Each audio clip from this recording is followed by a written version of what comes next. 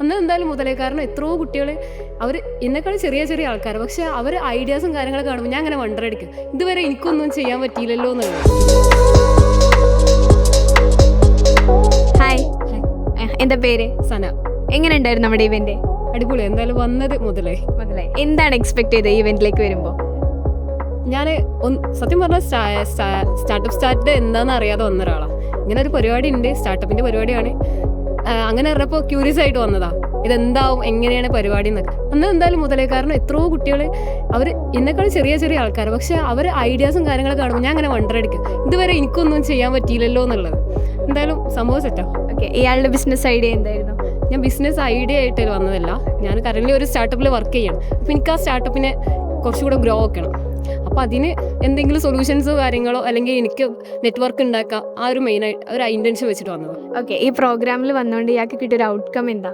എനിക്ക് ഒരുപാട് നല്ല കണക്ഷൻസ് കിട്ടി. ഓക്കെ, പിന്നെ ഒരുപാട് ഐഡിയാസ്, കുറച്ചും കൂടെ എനിക്ക് ബെറ്റർ ആയിട്ട് ഒന്ന് ചെയ്യണം എന്നുള്ള ആ ഒരു ഇത് കിട്ടി.